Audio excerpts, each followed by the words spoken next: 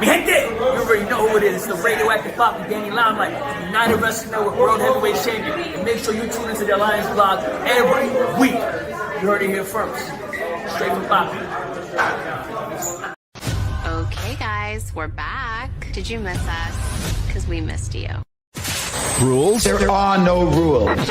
What rules? This is a revolution, damn it. You'll hear things you've never heard before. What in the wide world of sports is going on here? Who are those guys? And then there's the other guys. We're the other guys. We're the guys nobody ever bets on. The following program is intended for mature audiences. Ladies and gentlemen, welcome to the show. It's time for the Other Alliance Guys podcast with your hosts, Tim, Dave, and Jeremy. Good morning, good afternoon, and good evening, and what can we tell you? We are 2/3 of the Other Alliance Guys, a presentation of alliance-wrestling.com, your number one source for news and information around the National Wrestling Alliance, United Wrestling Network, and various independents around the world. This man right here, at least on the screen for me, is the fantasy booker extraordinaire of the Alliance, Mr. Dave Scooby. How are you? Doing well. And 2/3 is better than no thirds. So, yeah, absolutely. Hopefully Jeremy will be here. He had, I guess, some car problems. So we've all had situations that we've had to deal with. So we'll just power on through. And if he makes it, he makes it.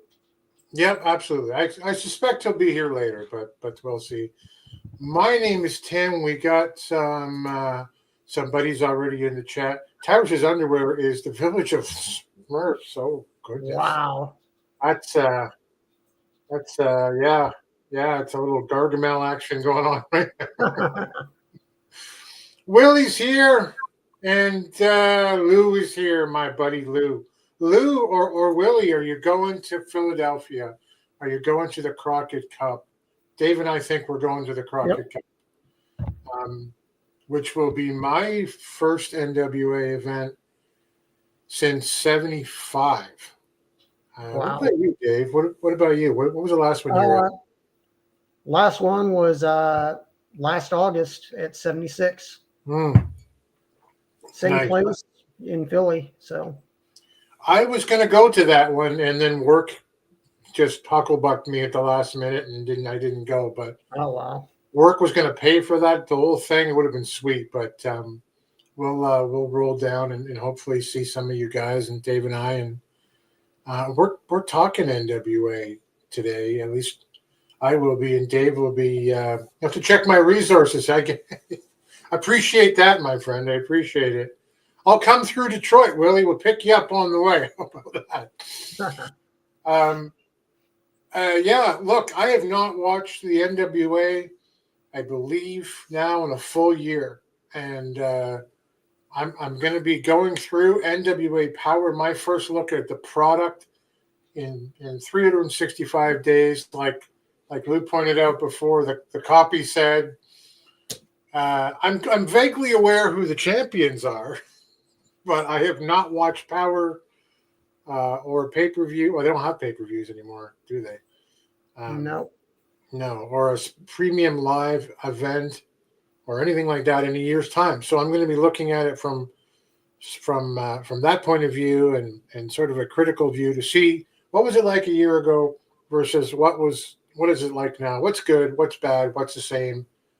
And how does it look? The last one Willie attended for the Crockett Cup was when the Road Warriors won the trophy. I mean, 86, something like that. I think Dave's frozen. 86, maybe 87, but I feel like it was 86. But that is incredible. I've never been. It is the one NWA event that I have. Here he is. Look, there's two of them now. We'll take this one out. There you go. God forbid there be two of me. Your twin brother, Evad. Evad Scooby. Wow. You should do that. You should have a character, an Evil Scoob. Evil Scooby. Oh, wow.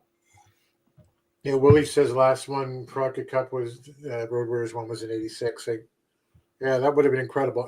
I've been saying for years the one event I wanted to see was the Crockett Cup, and I missed it last year. And as it turns out, it sounds like it was one that you would kind of want to miss if you were going to miss one. Yeah. No disrespect to the Southern Six, but hopefully it'll be bigger and better this year. If Jeremy shows up, he'll be sandwiched between Dave and I talking about the third level of the 7 levels of hate. It's the best level, I would agree. Having just watched it, it's the I Quit match. Colt, Cabana, Adam Pearce in 2012. And then Dave, as always, as the anchor of this program, is going to bring out his fantasy booking around these are the top 3 guys that have never been world champion. Is that champion anywhere? You're on mute. There you go. Great, yeah. It's top 3 in my opinion. There's several others that I could go after, but these are just the top 3 that fandom wise, and they're also guys that I looked at and went, well, they didn't need a title to get over. Right. The title, if they would have had it, it would have helped, but the situation that they were in, they were already working at the top of the card, and they made the person they were working against or the people they were working against even better due to them being it's the best. It's like the yin and the yang. You can't have one without the other. So yeah, there's more than 3, but these are just my top 3 that I chose. And if you agree with what I say, cool. If you have other opinions, cool with that. Yeah. This is just me looking at it through my eyes, going back that I started watching wrestling in the 70s. And then when the 80s boom hit and you had Hogan doing his thing, then WrestleMania and all this kind of stuff, I had heard about some of these wrestlers, but I had a hard time narrowing it down to just 3. There were maybe 5 that I could have looked at, but I don't think people want to hear me drone on and on about it. But it's one of these things that there's so many guys that you look at that never held a championship. They held the undercard championships, but they never held the top belt in either the WWF or WWE, which it became, or WCW or NWA before morphed into WCW. I'm not going to jump in on it because it's your show when we get to it, but I will say this, probably number 1 on my list went to my high school.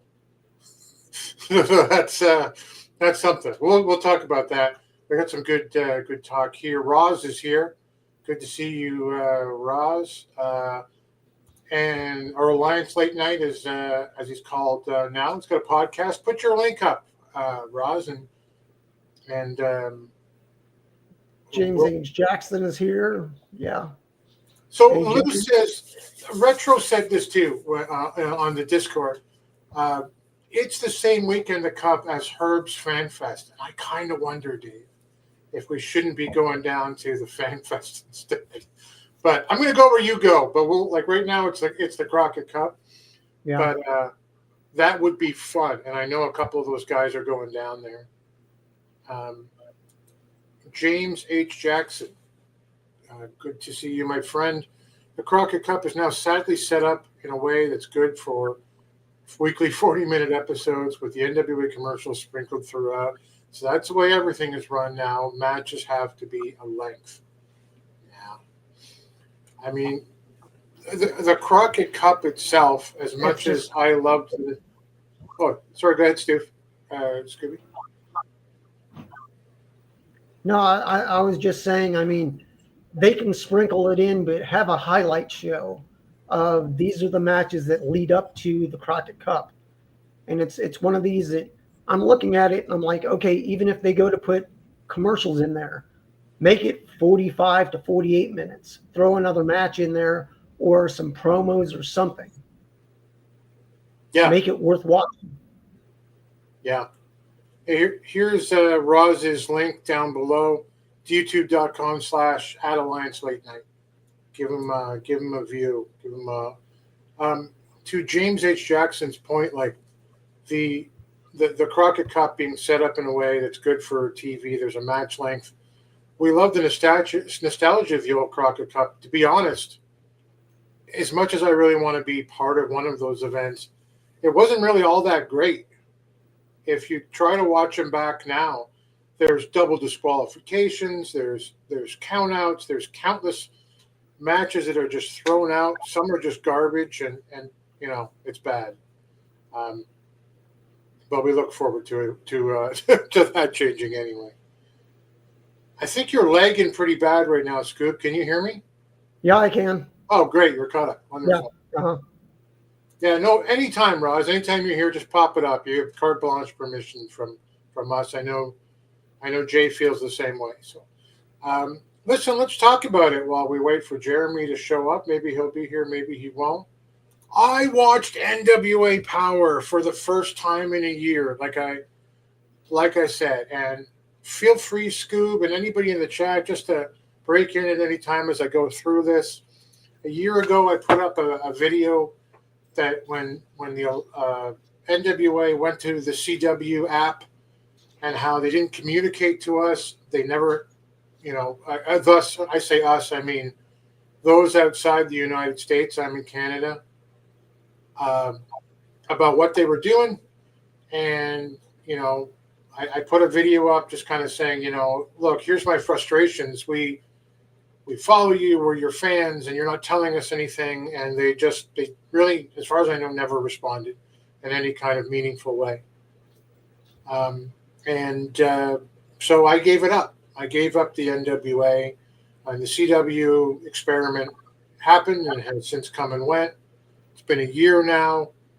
I didn't want to do the Alliance Hall of Fame this week. I thought I'd give it some air and let it breathe for a little bit.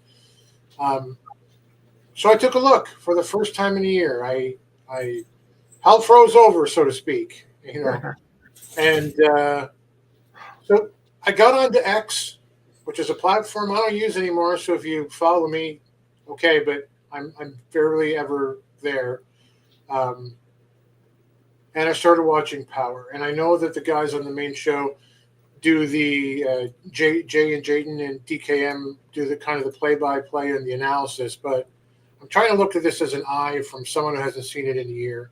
I didn't think it was very good when I stopped watching it. It was not hard for me to say, okay, I'm not going to do this anymore. So, at least for my viewing point, Stevens is where we start off, right off with his promo with BFT in the background. Dude still has it. Dude, yep. He was great. Aaron Stevens was great right off the bat.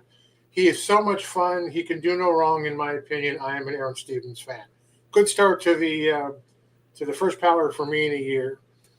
Kratos is in that little package as well. I didn't know he had a mask on. Mask looks kind of cool. It looks like a goalie mask, but it doesn't look stupid or anything. So that's fine. I thought he looked pretty neat. The BFT singlets were new for me. They looked a little strange. Yeah. They had that ring in the center that was, you wouldn't want to punch that. And then, the opening, which again, I haven't seen this in so long. There's some weird flashing shots from, I assume that this opening was shot around Christmas. There's kind of a Christmas tree for about a half-second shot in there, along with the 10 pounds of gold. And I'm assuming this was taped in December. Seems reminiscent of the, you get the Southern Six, you get Kenzie Page, just in framed photos from the 80s, right? That was the retro vibe they're clearly going for. Knox and Murdoch and, the Immortals and the Gentlemen and Natalia Markova and the Miserably Faithful or whatever Max is, is called with their group these days. And the slime balls. Are the slime balls over? I don't know.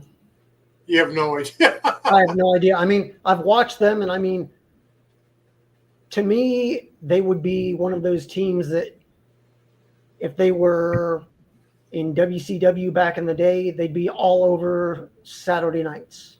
Yeah, Thunder.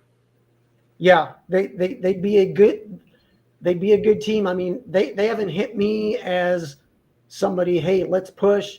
They're a good undercard team. They would help make or break a bigger team or put them against some enhancement talent so they get a few wins to build up a chance to make a bigger team or a team that maybe holds the U.S. tag belts. Yeah. Make them worthy of going after a team like that.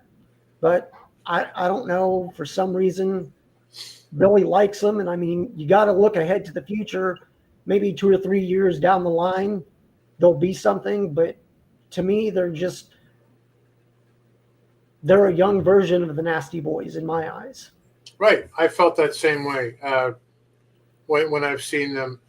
Obviously, out of the screen, James H. Jackson Jr. says the first time for the new singlet, so it's the first time for everybody. They look fine. It was okay. Doesn't love the slime balls. Neither does Roz. Not a favorite. But they're there in the opening. They're getting some love from Billy. Very 80s style graphics. And the thing that made me, what you did, other than the slime balls and Carson Drake, these were the same faces I saw a year ago. And I thought, that's not a lot. Maybe it's changed, but we'll see. I remember that the old NWA logo, never liked it, that old style one. I also thought it was weird, and I don't know if this is worth 2 cents as a comment, but it says power around the world in stereo. And I'm not a sound guy. You are basically, Scoop, but isn't everything in stereo? Was it just also a throwback then to the 80s? I think so. I mean, I look at it, and I mean, I'm an old school wrestling fan, and I like the old NWA logo, just the NWA. This one, it takes me back to NWA, WCW type, but that logo just never really did anything for me. I'm like, you have to basically squint and look at it and go, oh yeah, it does say NWA.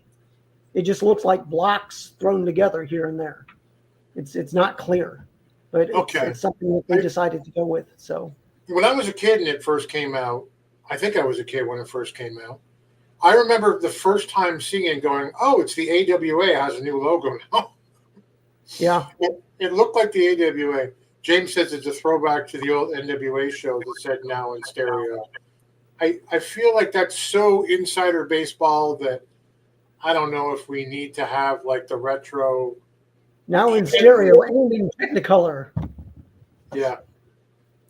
Yeah, it's right. It's definitely a throwback, Lou says. Even the audio test mix at the end there. I was going to say, so 6:05 start. I mean, I can't say I hate it because, I've always felt the NWA should be drawing on the past. And I know that there are people who think otherwise, but I think that's where the strength is, and that's where they ought to go. Very 80s. Do they play today? I don't know. Bad classical music theme was very 80s. I get it. I get what you're going for. And, if you're going to go all in, then I guess they've gone all in. I do miss the Into the Fire or, whatever pumpkin song they would come up with after that. I don't remember if it was Bullet with Butterfly Wings or whatever it was. But I don't know if it's an improvement, but I do appreciate the effort anyway. Ross says that music is bad. Yeah. Yeah. First match, Misery, Alex Misery.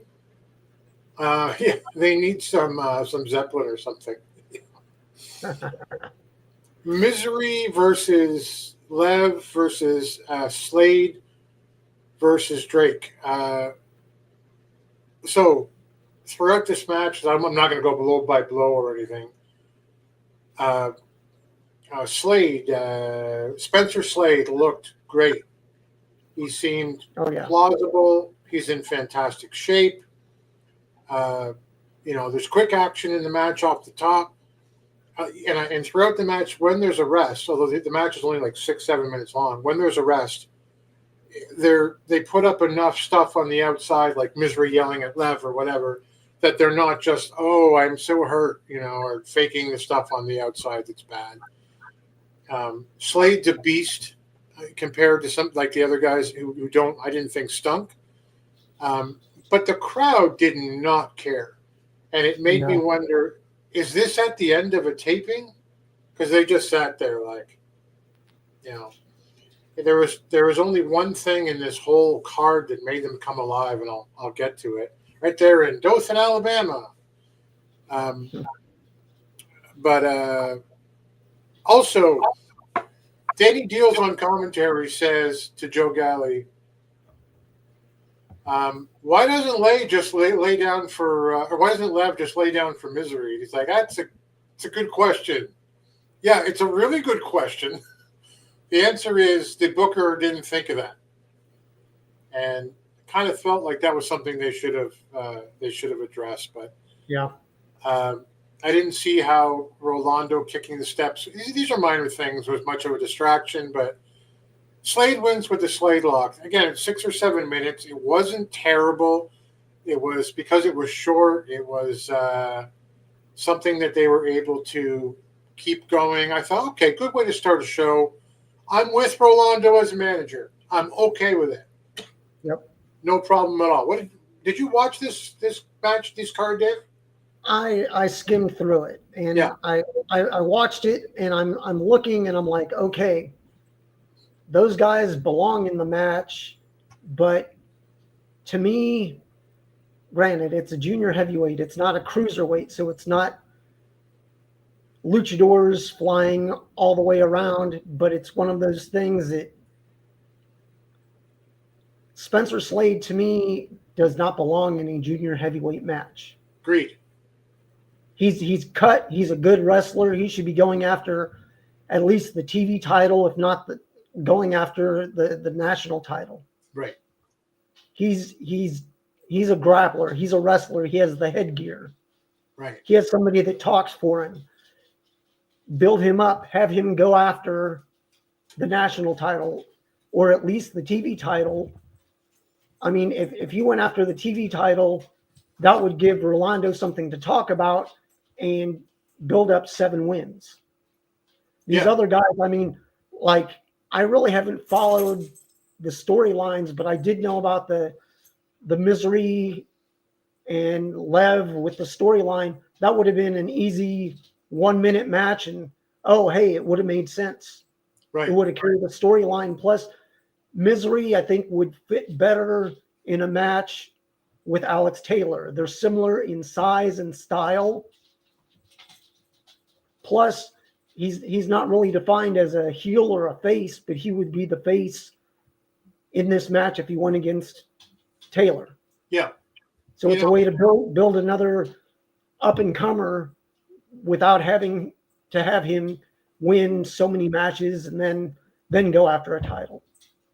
Right. And coming in after a year away, look, I wanted new faces. I got Alex Misery and Spencer Slade, who were just coming in when I stopped watching. And, I don't know who Lev is. He was fine. And Drake, and that's great. So I got what I wanted. Short match, but fast-paced. I like the set. I know this was like probably post, I want to say Looks That Kill as a pay-per-view. The set looks great. The camera angle looks great. That they've got up on the crane. The hard cam shots are good. The sound's good. Production quality's good. No complaints right off the bat. I thought maybe there's some improvement in the NWA over the last year, even though they're on X right now. Yeah, we don't want Freeman in the ring. So not terrible at all. And then Kyle's with Mike Mondo, and I went, oh my God, it's Mike Mondo. And right after I thought, like, I like Mike Mondo, I was like, he's the same height as Kyle? Yep. Like, Kyle's not a tall guy. Kyle's like I don't know, 5'8" maybe, and like no disrespect at all. Kyle's jacked to the moon, but so is Mike Mondo. He is short. I'm like, oh, I just had no idea.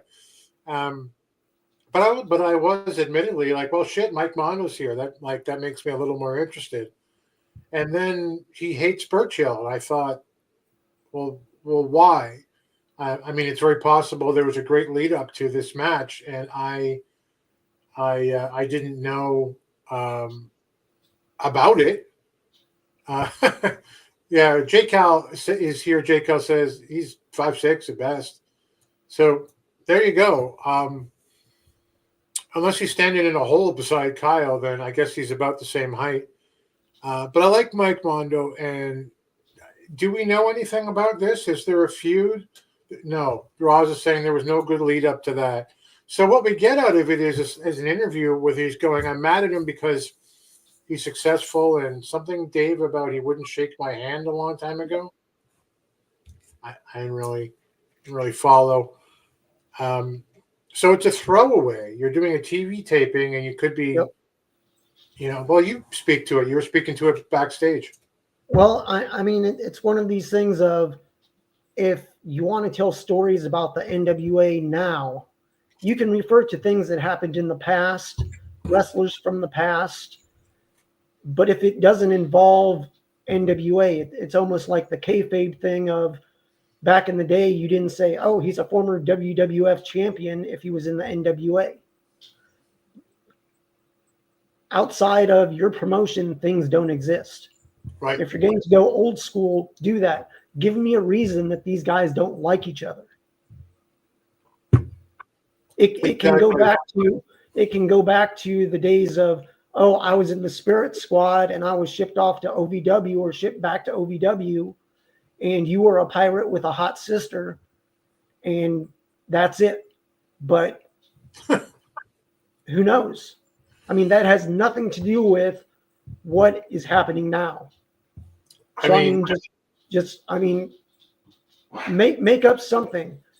Hey, when I came into the locker room, there didn't have to be cameras back there filming it, but when I came into the locker room, I said, hey, long time no see, and you just looked through me.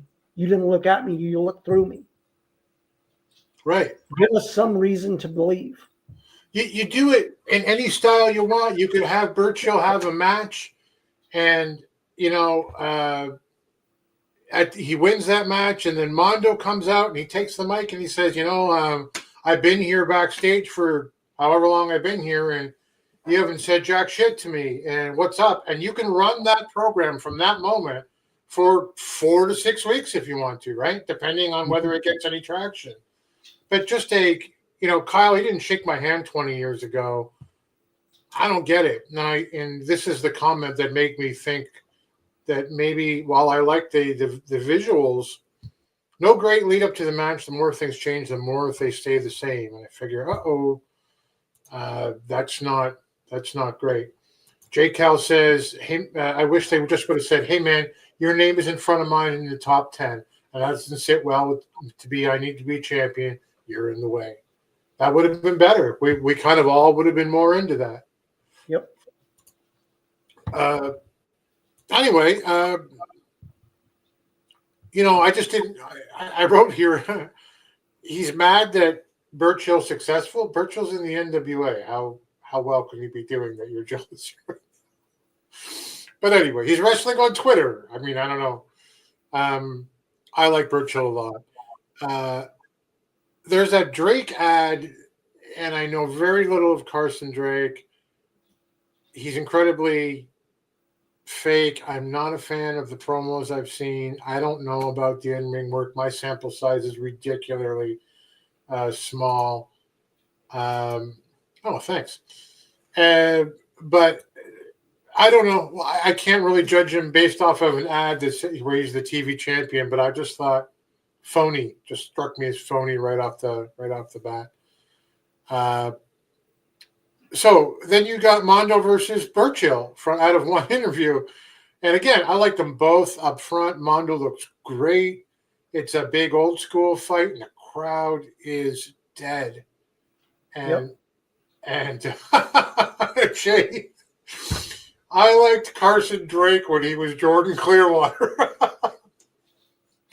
Where is Jordan Clearwater? I miss Jordan Clearwater. Why isn't he tearing up AEW right now or something? It's how many feel. Okay, there you go. It's basically a hostile fight between these guys. There was one thing I thought, there's no plausibility here. He sticks his arm to the turnbuckle, which is a neat idea, trying to trap it there. If Burchill isn't holding on to the other side, but you can see his fingers grabbing the end of the turnbuckle, trying to get it out still. And then he ties up his leg in the ring apron, and I got a bad hip, dude. I can get my leg out of there in 2 seconds. Like there's no and Burchill is he's a beast. So it just looked like, let me tie you up with masking tape and, you won't be able to move. It was silly, but it was okay. It's neither here nor there, but 3 German suplexes has ruined the German suplex. Do you guys feel this way? Like you can't do a German suplex anymore unless you do 3 of them. And yeah, that feels like Benoit and Eddie to me, But anyway, but the camera angles are good, guys, and like the production's good. And I miss the arena look, but I realize this is Dothan, and this is the way it's going to look. And I thought it looked pretty great. The match was okay. The ending sucked. The ending was terrible. There was a, distractor referee, Dick Kick City in the back, and then a weird rolling pin where Mondo gets the win. I don't care that he won. I just thought it was okay. You summed it up, NWA. It's just okay. A package comes up, guys, that has the voices of those who are going to be at, I'm guessing, Hard Times 5 coming up. And those voices are EC3, Natalia Markova, Tiffany Nieves. I'm a fan. She's going places. Who else was on that? And I thought, okay, who Tom comes up, who's he feuding with? He's feuding with EC3? Still or again? It's on again, off again. I don't think they thought it through in that, okay, we're going to give Tom the title, but then who does he go against? I mean, you tell me. Who else have they got? Anybody? Why wouldn't you build over the last year to make a number 1 contender? Remember when they got stuck in that pay-per-view a year ago and they had to go get Sam Adonis to wrestle? I think they just brought him in because he was local talent and they didn't have to fly him in. He was 30 minutes away. There you go. There you go. And I'm like, oh my God, is there no one else for Thom Latimer? It's still EC3. Got no problem with EC3. Was there when he beat you and I were there, and Jake Howe were there, and Sam and Lou and Fuzzy and everything. When he beat Tyrus, we were all happy for that.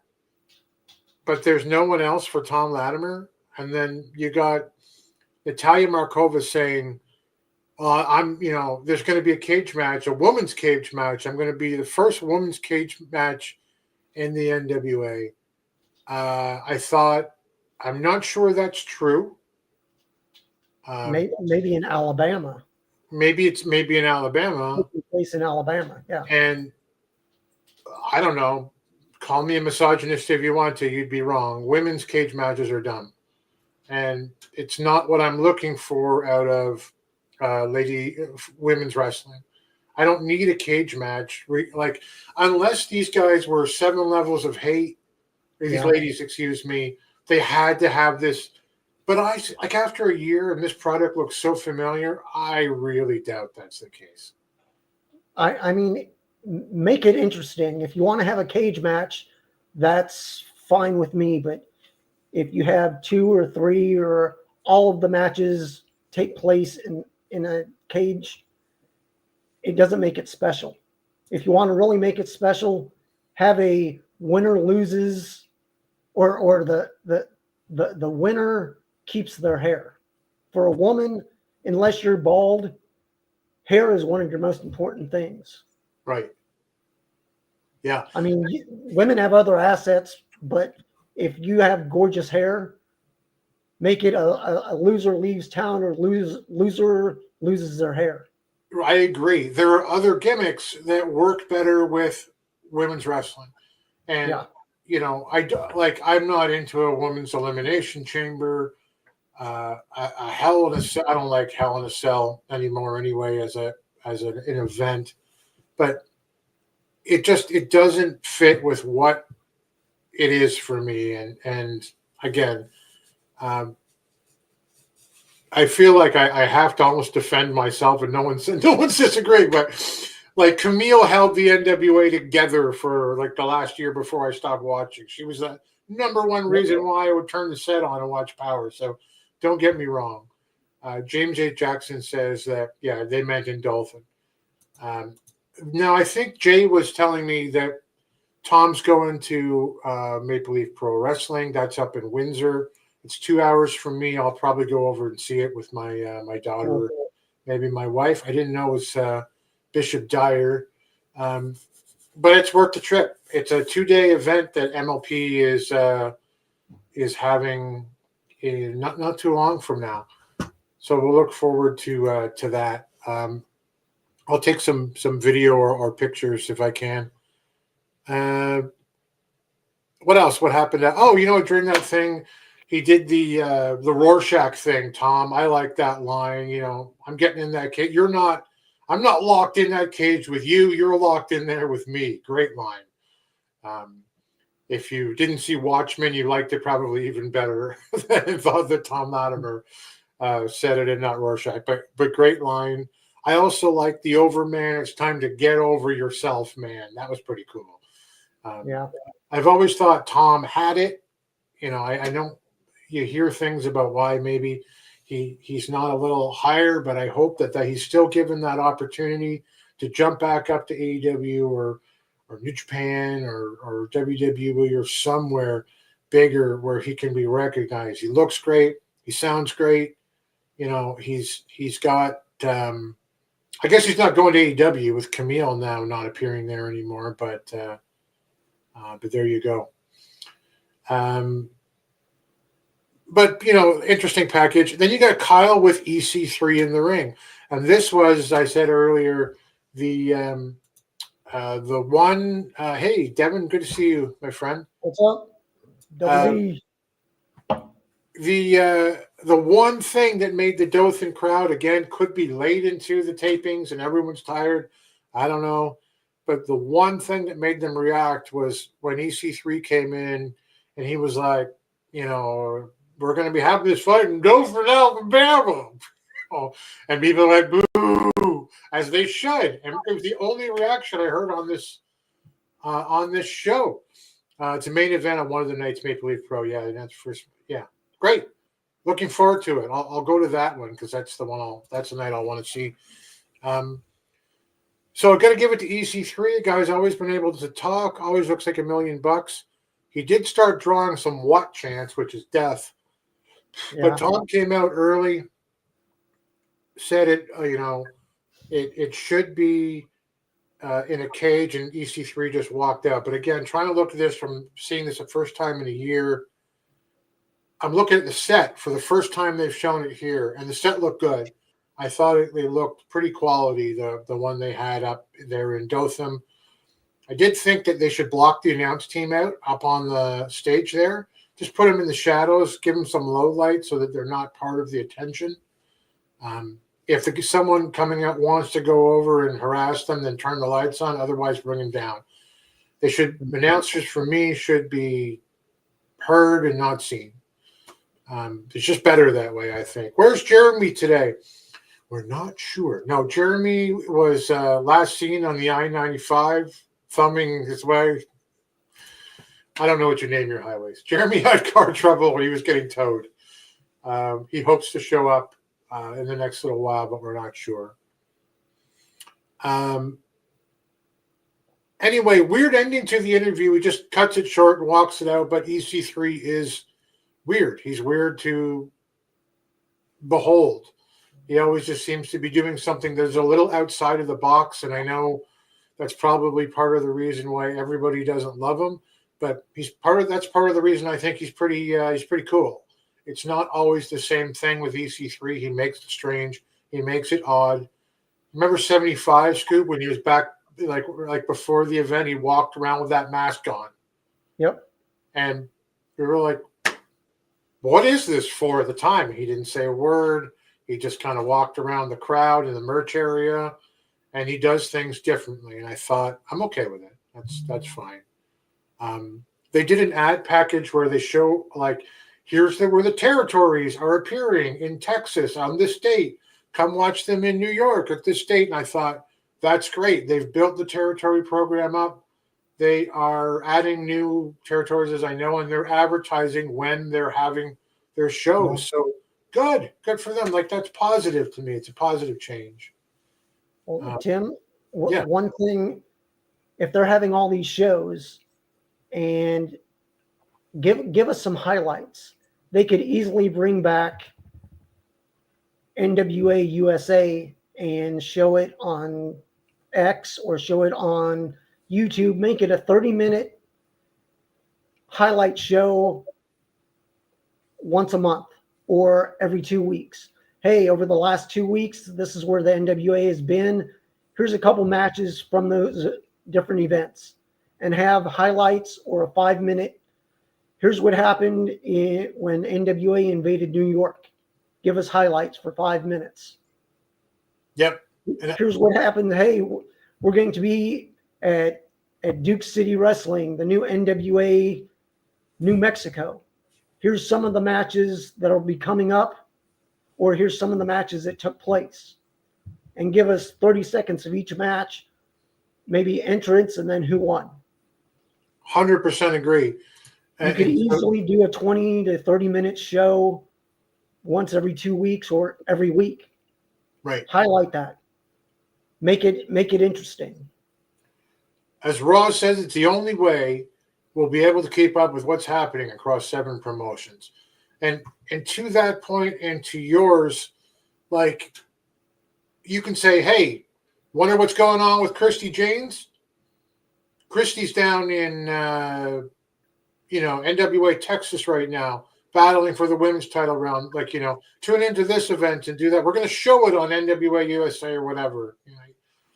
If our friend Gary Horn is watching out there, tell Billy we will review the shit out of any show like that. We will be so thankful to do so. I honestly think that's probably one of the biggest things that they're missing right now.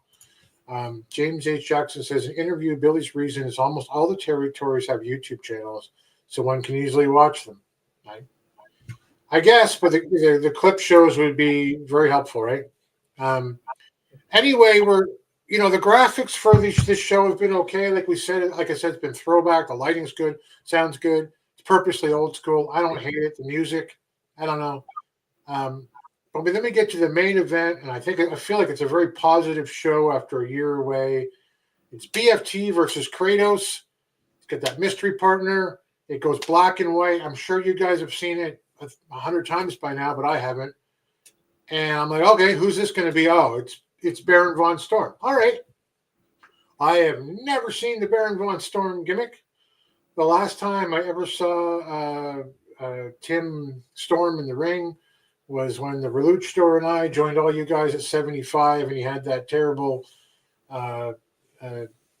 accident with in the ring when he was wrestling Jack Stain.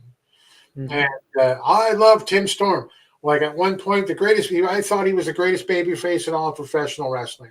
You could have done so much with Tim Storm. And they did do some stuff with him in the last few years. But I was interested in. I've never seen Baron von Storm. I've heard things, but I like to see it for myself before I make too much of an opinion. It's going to be great, right? It's going to be great. This match. It was like my goodness. Scoop, you and I are basically around the same age. I'm 54. You're around there, I think, as well. And he's got 4 or 5 years on you and me. And my goodness, I say this respectfully as a man who looks like I look. Boy, he looks old. Yeah. Oh, Tim. 60 years old. He's how old? He's 60. He just turned 60 back maybe 2 weeks ago. I thought 57, maybe 58, 60. Okay, well, look, he looks great for 60. Okay. Yeah. Don't get me wrong. But in the ring, I mean, like off the bat, not his fault. You know, he gets jumped. He takes the robe off. He turns around, and BFT, of all people, the masked menace that is BFT, they fear the claw, that they're not going to engage with the claw.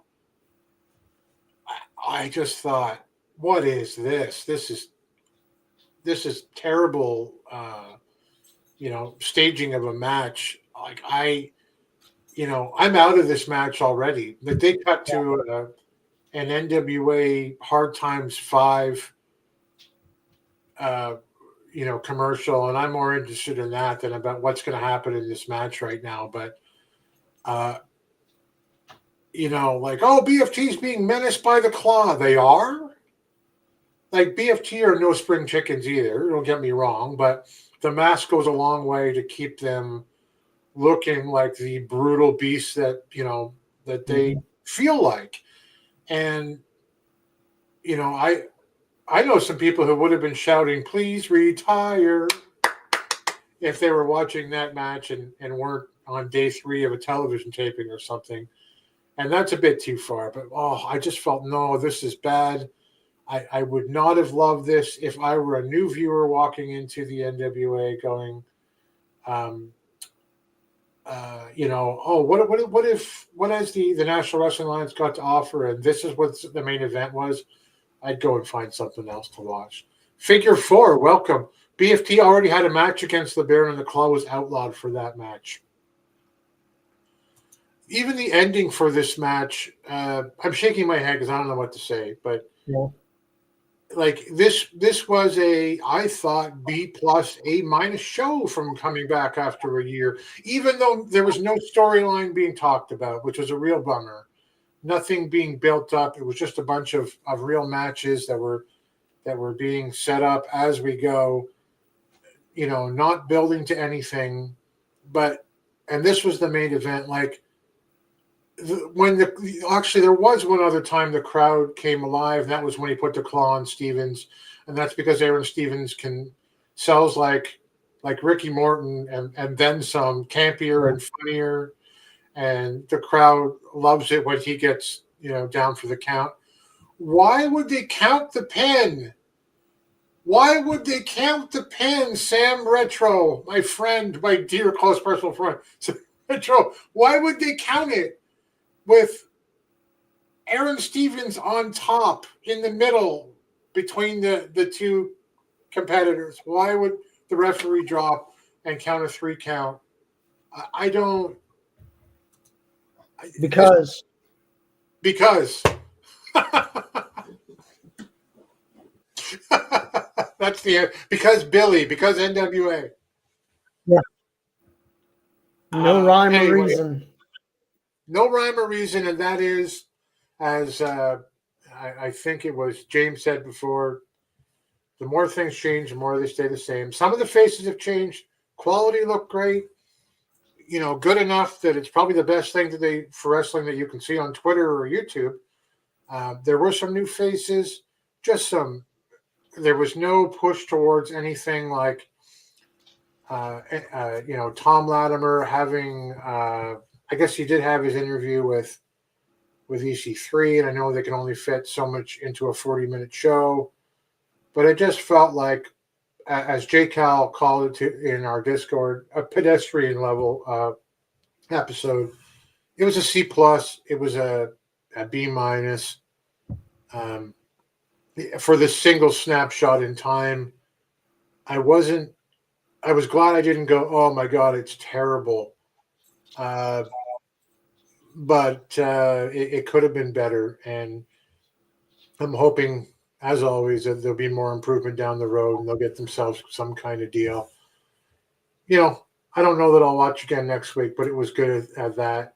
What do I think about Tim bringing the T-Pog to Canada? Tom, I guess you mean. Yeah. To Windsor. Yeah, I'm gonna go. I'm gonna go, Sam. If you're gonna go, let me know. We'll meet up there. It's 2 hours from me, so I'm gonna head over. 10 pounds of gold to Windsor for the first time. Yeah, to Windsor for the first time. I saw them in London, Ontario, which is about 40 minutes from me. Or did I? No, I didn't. I missed EC3 that time. He came the time afterwards, but he did defend it in Greektown. Anyway, guys, not bad. B minus, C plus for that episode of Power, and it was okay. It's tough to come back and not go, wow, it's blown out of the water about how things have changed over a year, or even the much less. I would kind of hate to go, I thought it was terrible. It was just kind of middle of the road, had its bright spots and had a really bad main event. And I don't know. Is it always like this? Is it nothing has changed? I don't know. Guys. Retro won't be there. I saw Tom in Everett, Washington, the 15th last month. Raw says it was the NWA World Champion, first defense in 24 years in Washington State. Wow. That's awesome. Well, we haven't seen Jeremy, and thanks for listening to me rant, guys, but we do have our friend Dave Scooby here, and a segment that we like to call I Respect You, Booker Man.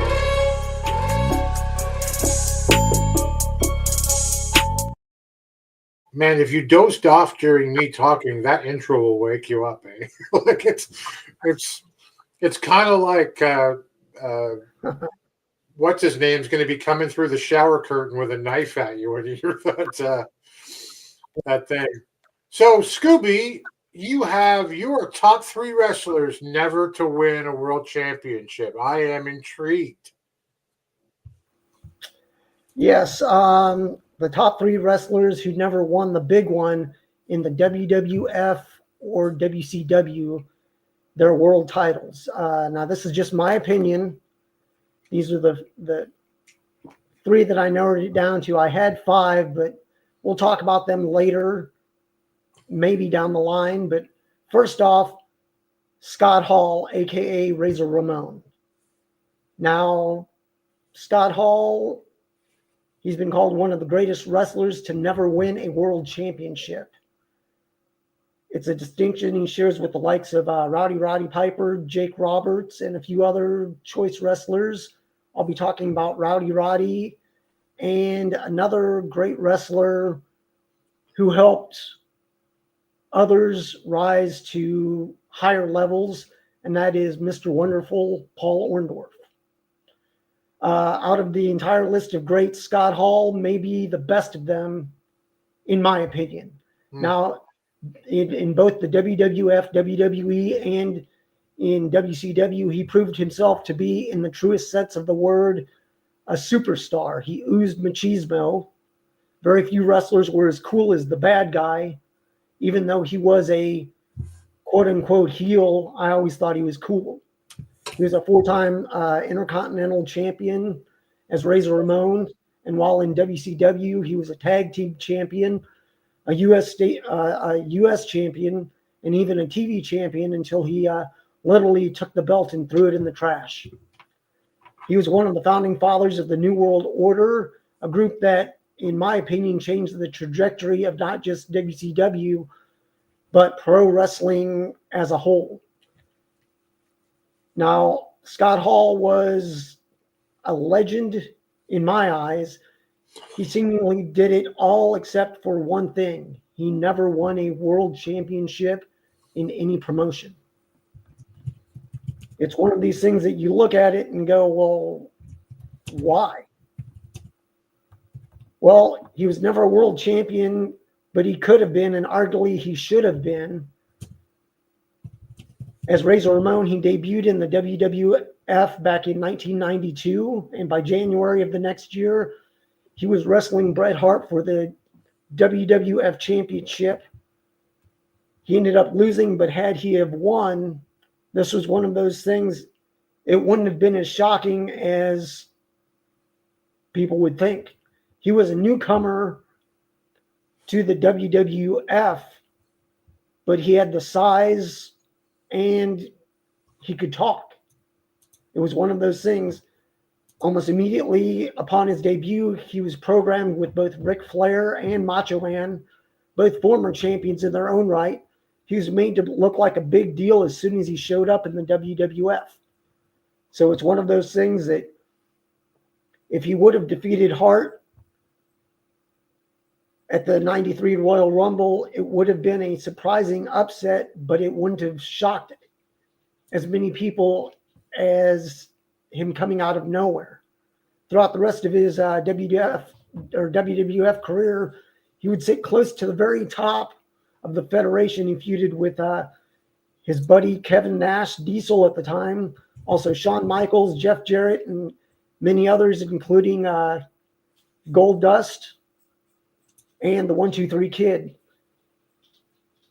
Throughout, he was called either the number one baby face or the heel, but depending on who he wrestled and the way you look at it, he just never won. For some reason, he never won the big one. And maybe it's because you think about it, who was he friends with? Well, he was friends with Triple H, Kevin Nash, and Shawn Michaels. It was the clique. Trips, Nash, and Michaels, they spent most of their time as world champions, basically trading the belt back and forth. They were all friends. But this, as they say, it isn't. It's called show business. Being friends is one thing, but it's show business. As close as the clique was, I don't think any of those guys would sacrifice their own championship dreams and the money that came with it to help their friend achieve theirs. And he also helped in putting others over, including his loss to the 1-2-3 Kid.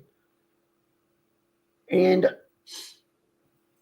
it's one of these things, as a wrestler, he helped those around him, whether they were below him in the wrestling stature or they were building up other wrestlers. He was willing to do almost whatever it took. It was one of those things that he had done his time in WWF. It was time to move on. Once he showed up in WCW, it was more of the same. He won several titles, but none of them were the big gold belt. Right. He did win a battle royal to be able to challenge for the WCW championship, but that was a title held by Hollywood Hogan, his now brother in arms in the NWO. Hall also ended up challenging Sting for the title, but came up short. Of course, his lack of world title shots and actually holding a world title in WCW could have been attributed to his personal demons. He had big problems with alcohol and drug abuse to the point that the company would eventually take him off TV due to that fact. Now, it's one of these things that you look and, I mean, people such as Jim Ross has said that one of the most important characteristics that a pro wrestler could have is reliability. And back in those days, Scott Hall had very little reliability. Yeah. His addiction issues ran rampant while he was in WCW. He racked up multiple DUIs and would miss TV time for months at a time. Eric Bischoff could have, in my opinion, he would have been crazy to put the world championship around the waist of Hall at that time. But if Scott Hall had been able to conquer his demons, he easily would have been a WCW world champion, even if only for a little time. It's one of these things that Bischoff was actually building towards a Hollywood Hogan versus Sting showdown for Starrcade 97. But there could have been a great storyline with Hall growing tired of just playing second or even third fiddle to Hogan and Kevin Nash at the time. Now, he could have feuded with his best buddy Nash after Nash defeated Goldberg for the championship at Starrcade 98. But instead, they reformed the NWO for the first of many times. And Scott Hall once again found himself in the background. He was a main player, but he wasn't the lead character. Out of the 3 original NWO members, Hall was the only one to not win a world championship. And out of the 4 Clique members, Hall once again was the only one who never captured the top prize. Now, it's maybe ironic, but if you look at it, besides maybe Shawn Michaels, Hall may have been the best overall package out of any of them. He had the look, he had the wrestling skills, the charisma. He could talk on the mic. He just didn't have control over his personal demons. And he was never able to break through that glass ceiling and hit the main spot. He was the bad guy, but he was never the main man. Right. And in my opinion, he should have been one of the greatest champions of his time. He could have been, but it was his mental health and addiction problems.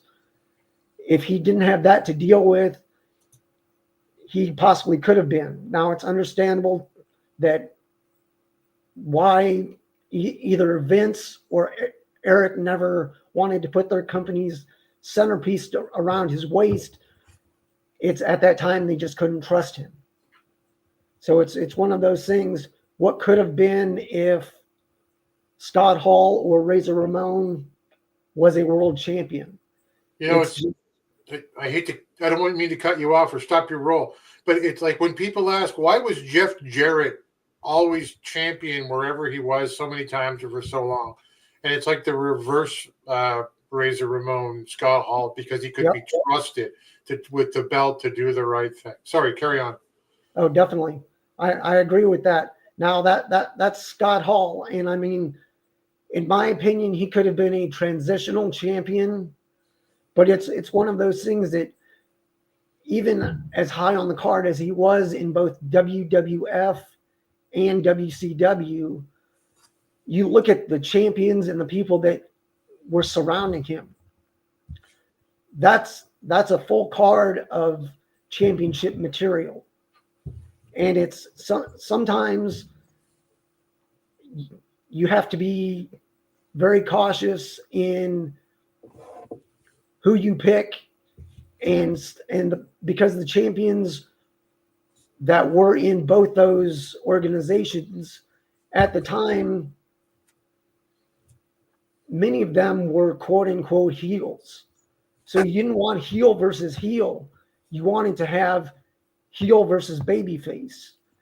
And it was the luck of the cards or a bad draw of the cards that he was never able to become a champion in either of those organizations due to the fact of who the other champions were at those times, that there were never really baby faces besides like Goldberg in WCW. So it's one of those things that what could have been, I would have loved to have seen Scott Hall, aka Razor Ramon, hold gold, even if it was for a short 3-month stint in either organization. Now, my number two is Mr. Wonderful Paul Orndorff. Now, before entering the wrestling ring, Orndorff had a successful football career. He was a running back at the University of Tampa and was later selected by the New Orleans Saints in the 12th round of the 73 NFL draft. Although he briefly pursued a career in the NFL, Orndorff ultimately found his true calling to be in pro wrestling. His imposing physique and intense style made him a top heel while he was in the WWF, and his finishing move, the pile driver, was executed fiercely, showcasing his in-ring power. And I mean, it's crazy to think how short of a career he had in the football career, that many football players have made the transition, but I mean, he seemed almost natural. I mean, he could talk. He had the physical attributes. He had the look. He was a wrestler's wrestler. He was basically a badass. He didn't need a real gimmick. He was just himself. He was just the tough guy. Now, he started his wrestling career back in 1976 in Mid-Southern Wrestling, where he feuded with a young Jerry Lawler. He won his first wrestling title when he pinned Lawler for the NWA Southern Heavyweight Championship in the summer of '77. He ended up losing the title back to Lawler before he left the Memphis territory. Then he began working for NWA Tri-State Promotion, where he got involved in a feud with Ernie Ladd, Big Cat Ernie Ladd. This was a battle that just, his feud saw Orndorff winning the Tri-State North American Championship, the heavyweight title from Ladd on 2 different occasions during 1978. And then after losing the title and feuding with Ladd, he ended up continuing making this name for himself in the NWA, where he feuded with the Masked Superstar. In December of '78, he teamed with Jimmy Snuka and ended up capturing the NWA World Tag Team Championship from Baron Von Raschke and Greg Valentine. The duo held on to the titles for 5 months before losing it back to the Baron and his new partner, Paul Jones. Then in April of '79, that was in April of '79. Later that year, Orndorff traveled to the Alabama territory, Southeast Championship Wrestling, working mainly as a tag team wrestler, teaming with the likes of Dick Slater. They ended up winning the Southeast NWA Tag Team Champions in October of that year. Their reign only lasted about a month before being upended by the combination of Dennis Condrey and Dr. D, David Schultz. Looking at some of his other title wins, he was a former tag team champion with Ted DiBiase back in 1980 in Mid-South Wrestling. He's a 5-time North American heavyweight champion in Mid-South Wrestling during the late 70s and early 80s, a former NWA National Heavyweight Champion in 1982 in Georgia Championship Wrestling. And in 1992, he was a UWF Southern States Champion under Herb Abrams' UWF promotion. So he held many belts, but he never held the big titles, the titles in WCW and the titles in WWF. He was an extraordinary figure in pro wrestling during the early and mid 80s. He was a major attraction, and his rivalry with Hulk Hogan was very noteworthy. Together, they drew crowds up to 800,000 fans, demonstrating his ability to captivate an audience even without holding a championship. He never won a championship while in the WWF, but his contributions to the company and to the wrestling industry as a whole were recognized by PWI with Match of the Year in 1985. That was his match with Roddy Piper, teaming together versus Hulk Hogan and Mr. T at WrestleMania.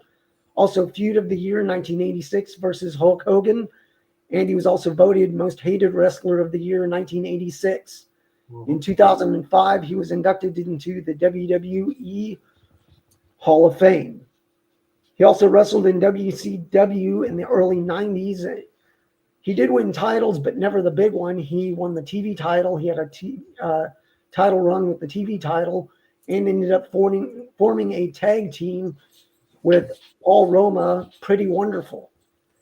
Those guys had a good to decent run.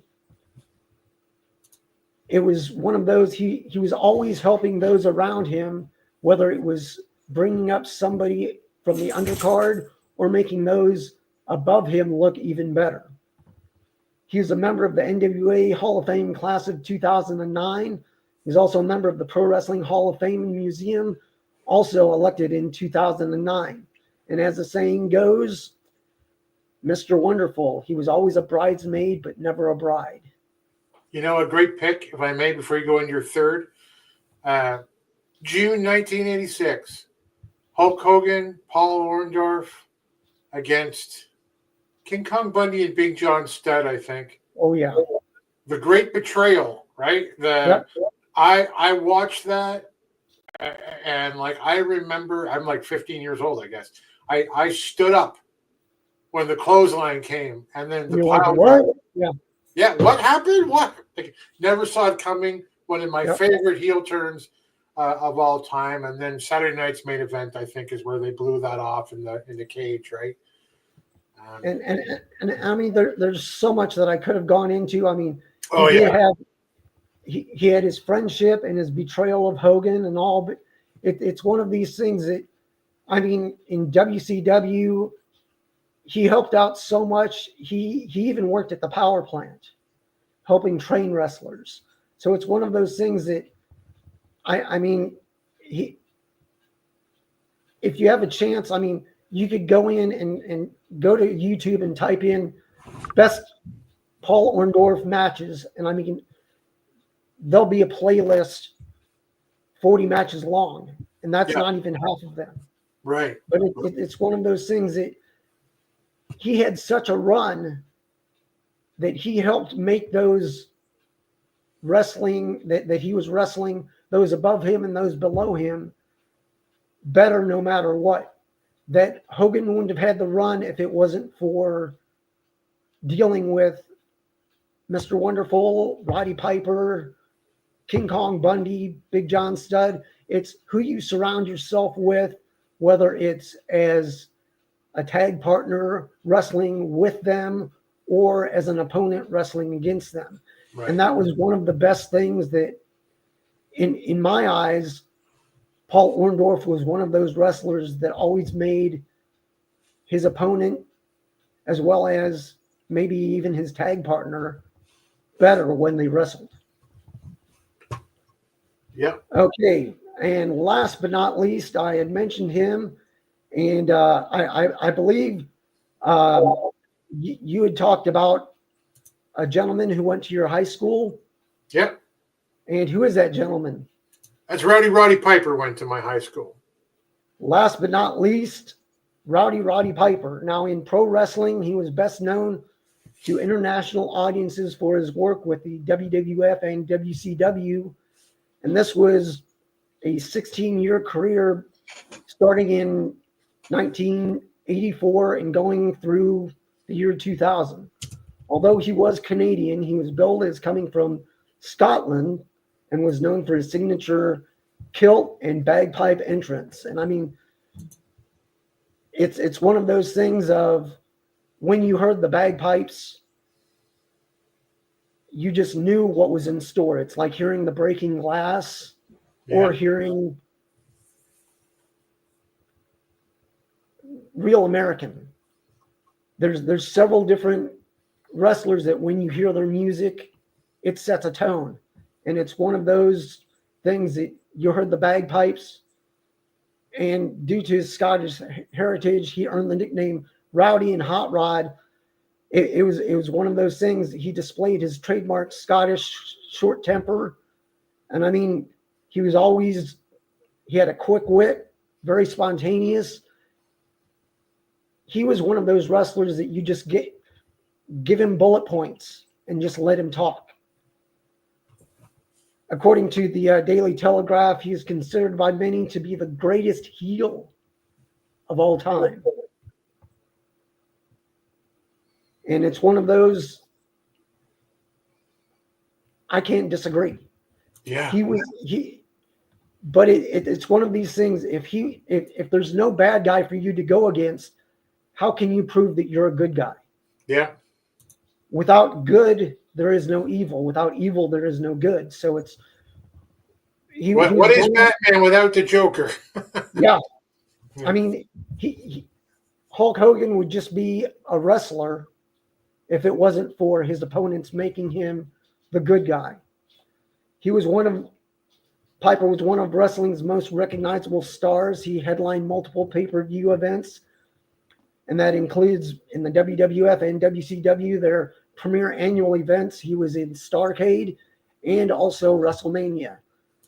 He accumulated over 30 championships during his career. He was the host of Piper's Pit, and in 2005, he was inducted into the WWE Hall of Fame by none other than Ric Flair, who dubbed him the most gifted entertainer in the history of professional wrestling. Wow. And I mean, that's one of those things that that's almost unbelievable. I mean, Ric Flair, one of the all-time greats, if not the all-time greatest wrestler. It's hard to believe that Roddy Piper never won a major championship in wrestling. In being in the WWF or WCW, he never won the big one. It was one of those things that his career was largely focused on his persona. Yeah. I mean, if you type in Roddy Piper, automatically him hitting snooker with the coconut pops up. Yeah. I mean, he had intense promos, intense angles. Rather than being positioned as a top contender for championship belts, he was the antagonist. He was the one that made your babyface the babyface. He was a major star, and even though he was quote unquote a heel, he was a fan favorite. The wrestling company of his era of the eras in the 80s and early 90s, they preferred to put their championships on baby faces because it's easier to cheer a baby face than to cheer a heel at that time. Now, he never won the WWF World Heavyweight Championship. His hot rod character was a master on the microphone. He had memorable feuds. He could draw heat from crowds, but this meant that he was often cast as, quote unquote, the bad guy, even when he wasn't. Wrestling promoters often chose to put the title on those who were seen as more merchandise friendly or kid friendly. They could draw large crowds, but if it wasn't for Piper, it's one of those things. The guy had a mind for wrestling. Now, he never won a major world title, but he did capture the Intercontinental Championship once in his career, which was considered a stepping stone to the world title, but he never quite made it. When discussions arise regarding the greatest wrestlers never to become WWF champion, Piper's name is constantly thrown around. He failed to win the big one in WWF, but his most prominent challenge coming against Hulk Hogan as it was the headlining bout in 1985. It was the war to settle the score. Then in 1992, at the Royal Rumble, he was held in the that was the Royal Rumble where the chance for the championship. It was a battle because the championship had been declared vacant following controversy in late '91 between Hogan and The Undertaker. So it's one of those things that he had a chance, but it was one of those things of he never quite made it. He was one of the top wrestlers, but always in the eyes of the promoter, he was never quite the guy. He also never won the WCW World Heavyweight Championship. He spent 4 years in WCW following his second stint in the WWF. He arrived in 96 as a fan favorite, instantly going after Hollywood Hogan. But if you know your timeline in WCW, he may have been a fan favorite when he arrived, but WCW was just starting its build. He arrived in 96 at Halloween Havoc. He failed at every hurdle to hold the prestigious heavyweight title. He ended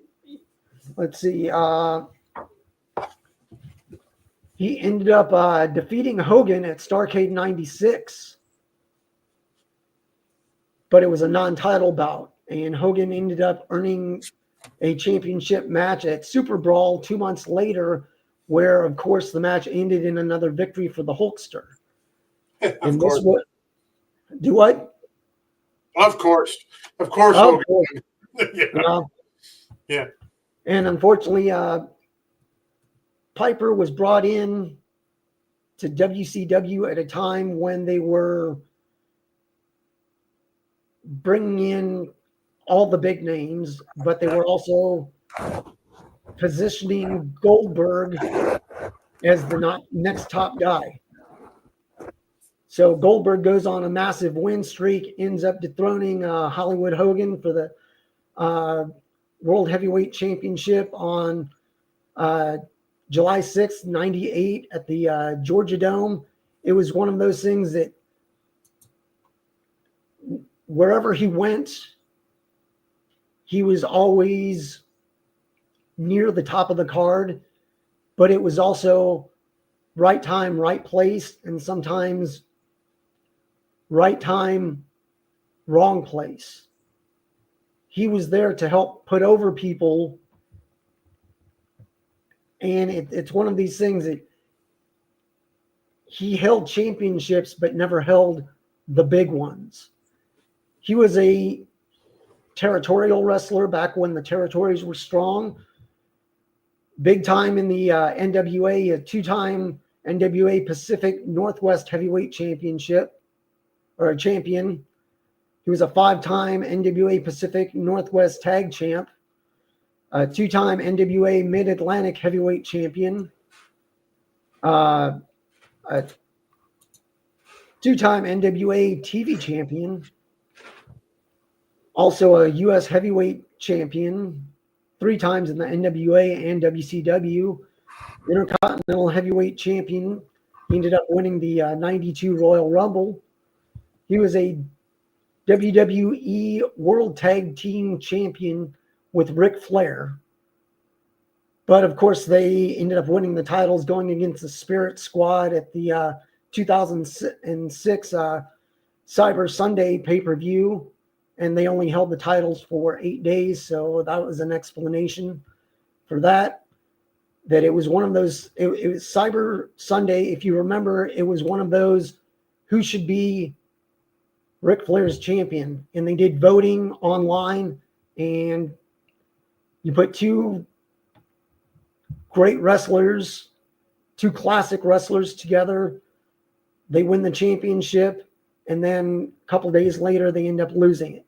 So it's one of those things that he was a great wrestler, but he never held the title. But it's one of those things that he's in several Hall of Fames. You don't need to be a title holder to be looked upon as going into the Hall of Fame.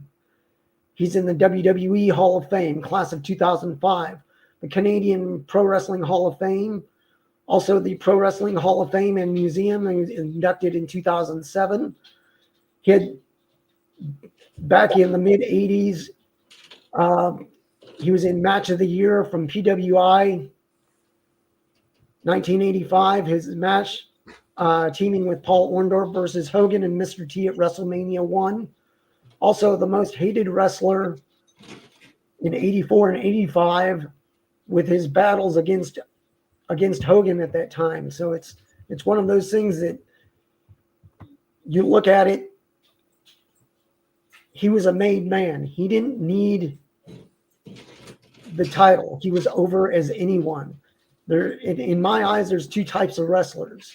Those that need a belt to be over and those that are over without holding a belt. It's one of those things that he never needed a belt. You could go to him to help build a champion,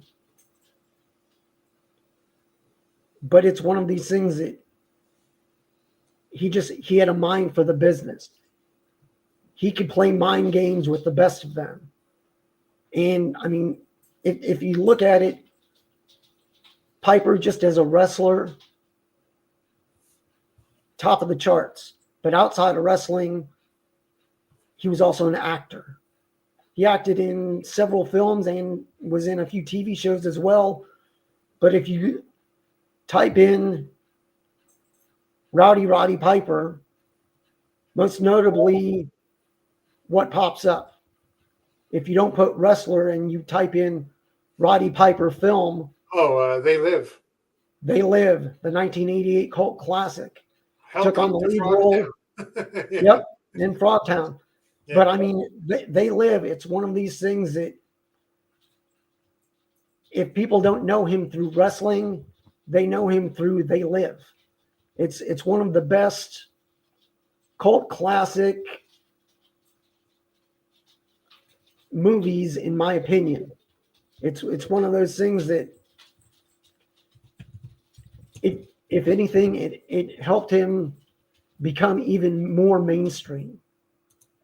That you look at it and go, okay, well, not all wrestlers have transitioned into being able to be in films. Roddy Piper was one of them that at the time it wasn't looked upon as really, really successful, but it's one of the most successful cult films to this day, I believe. Yeah. And I mean, in my opinion, that's just one. That's just it's one of the things that if you can translate into being looked upon as not only a great wrestler, but a great person, a great actor, something outside of pro wrestling, because there are people that still think, oh, wrestling, it's quote unquote fake. It's predetermined. Yes, it is. But unless a movie is a biographical retelling, they still make adjustments to it. I don't think there's ever been a movie that is 100% authentically true as a biopic. They always make adjustments here and there. It's based on true events. Right. So it's one of those things that wrestling is what it is. That you look upon it and go, okay, these three guys that I talked about were all great wrestlers. They just never had a chance to hold the big one. And I mean, it's one of those that there's a couple other people that I could have gone after, one being Jake Roberts. But he was another one of those guys. He made his opponent, whether he was going against Hogan, going against whoever with Damien, with his snake. Savage, Steamboat. Yep. Savage, Steamboat. It's one of those things. But then think about it. If Jake Roberts would have never been around, what would have become of Austin 316? Yeah, wouldn't exist. Would it exist? It may in some other type or form, but it would have never been Austin 316 said, I just whooped your ass. Yeah. So it's one of those that down the line, I may do Jake Roberts and a couple others. Give me some ideas of some other wrestlers, whether it was title holders or maybe tag teams that never held the big titles. That it's one of those until the WWF started making their own tag teams, they rarely had established tag teams. They had enhancement tag teams, or they would put two stars together as a all-star tag team. But it's one of those that we'll probably down the line, I'll look at a couple tag teams that never won the big one. But it's one of those things that without some of these wrestlers, what would have become of other wrestlers that went on to achieve greatness? 3 great picks, man. Kurt Hennig, I think you mentioned at the beginning too. Also Yep. a great honorable mention, right? Mr. Perfect. Yep. That guy was so cool. Like all these guys were so cool, right? Do you remember at WrestleMania? It's always the little things for me back in the day. Kurt Hennig, I'm sure, was injured because he was in the announce position. I think it was a WrestleMania, maybe a SummerSlam. There's a camera shot. Kurt Hennig's holding a pen, and he flips it in the air. Do you remember? And it spins, and he catches it in his finger, and he says, that's perfect. You get one shot of that. One shot. There's no pre-tape. Yeah, it was great. I mean, Roddy Piper, like when I think of, great promos, he tops the list, and to be, like you said, to be told by Flair that he's the greatest entertainer in the history of the business. Oh yeah, is such an honor. The coconut, like you mentioned, to Jimmy.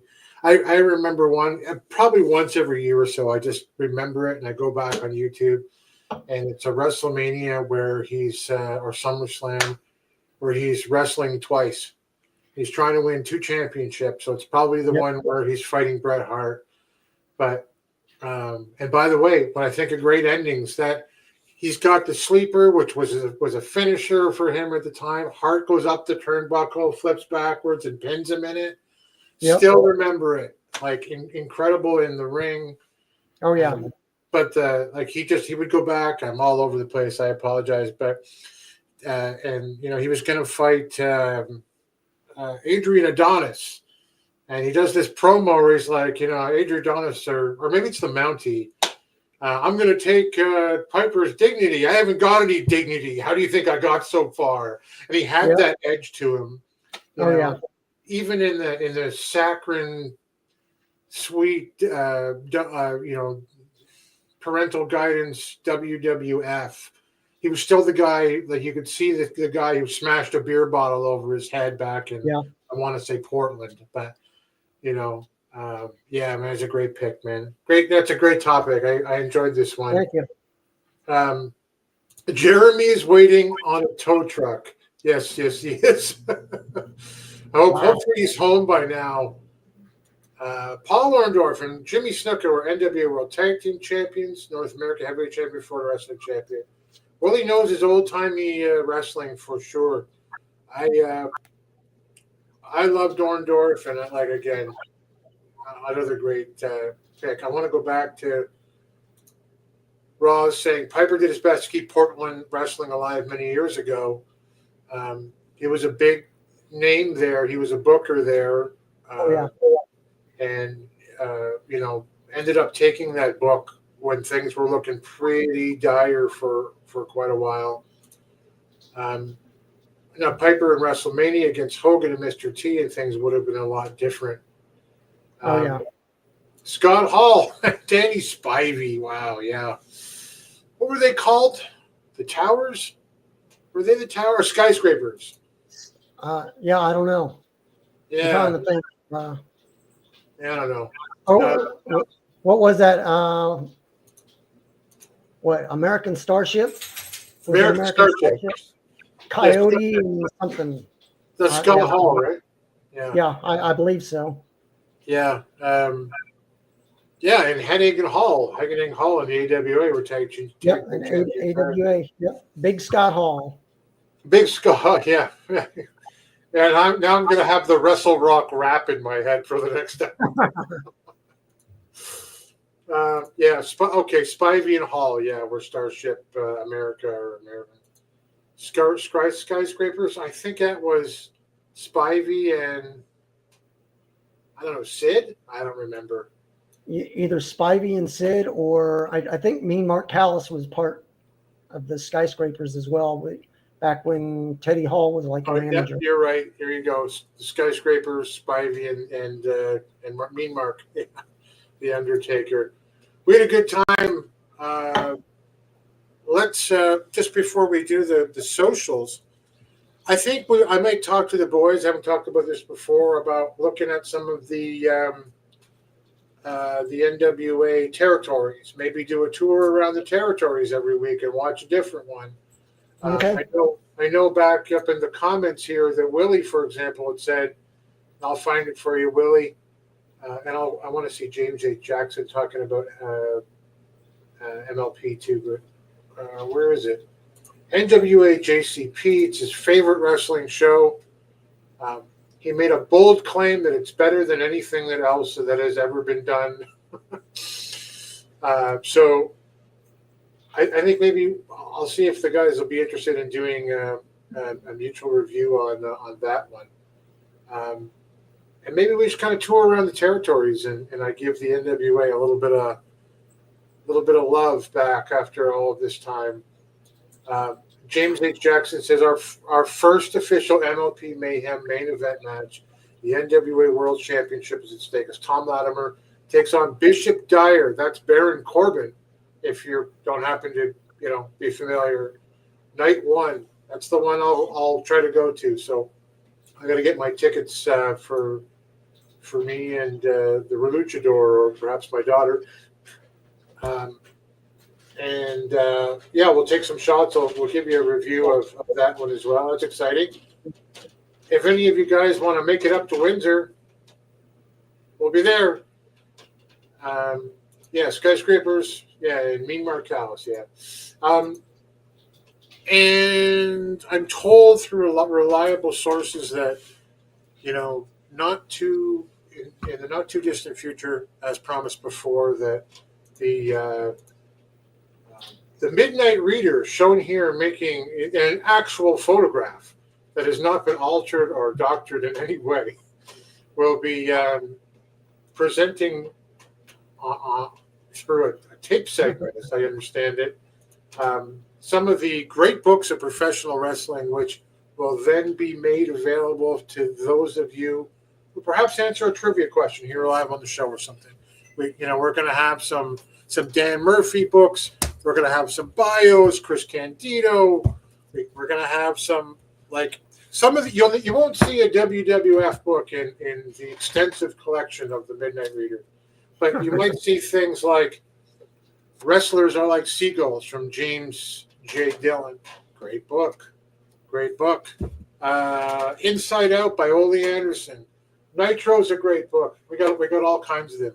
He's got space in the library he needs to put stuff in, so we'll be doing that shortly. Cool. And we'll try to keep him to 5 minutes or so to review the book. The shows for MLP will be on Triller, or Fight as it used to be called when it had a reasonable name. If you can't make the trip, they will be live. Are we doing shots? Well, like now? What do you mean? What do you mean, on live YouTube? No, I don't know what you're talking about. If you're coming to Windsor, we can. That's fine. I hope Lou's out there. I got a $300 bottle of whiskey that we got to share. $29.99 for the MLP Mayhem 2-night bundle. That's very reasonable. That's not bad. That's good. And that is what's his name? What's the promoter's name from TNA? Not D'Amore. Yes, thank you. And that's exciting. It's good Canadian side of the border wrestling.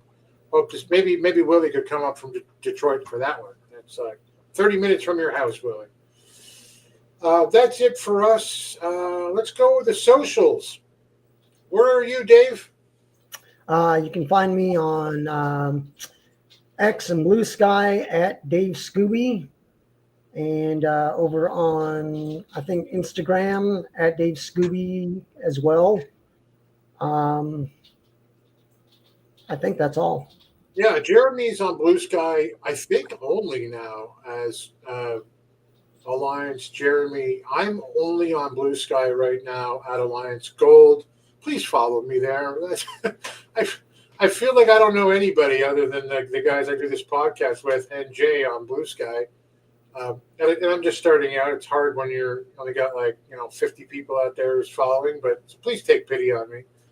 But most importantly, alliance-wrestling.com and on the web, at the Alliance blog, on all of the socials, and on X and Blue Sky for us here, that Jay allows this wonderful airtime to exist on.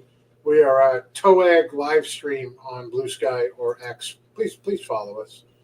Don't make me beg. I'm begging. I will beg. I'm not a proud man. Please. What's that? Please and thank you. Please and thank you. And then every Thursday, please join the Alliance, 8 p.m. Eastern, 5 p.m. Pacific for the Alliance guys. That is Jay, Cal, that is DKM, that is Jaden. 3 guys who have been doing this a really long time, that we live in the shadow of, and that we appreciate allowing us to ride on the coattails of the Alliance that they have forged forward to talk to you guys on. Then every Tuesday, the boss himself, 5 p.m. Eastern, 2 p.m. Pacific. It's the pre-party before Power with Jay Kyle.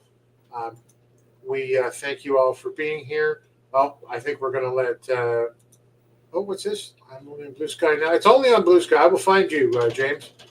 And Tyrus has a weight problem. He couldn't wait to eat. Oh! But he did get his hands on the 10 pounds of gold. Let's go out on that one. We love you guys. Thank you so much. And as I try to stretch this out to find the video clips, until next time, we'll see you at the matches. Thanks for joining the stream. This has been a presentation of alliance-wrestling.com. We genuinely appreciate your support. Would you consider subscribing so you'll never miss a future episode? I'd also like to remind you we do a live stream every Tuesday at 5 p.m. before NWA Power. You can find us on social media at The Alliance Blog. And until next time, we are The Alliance.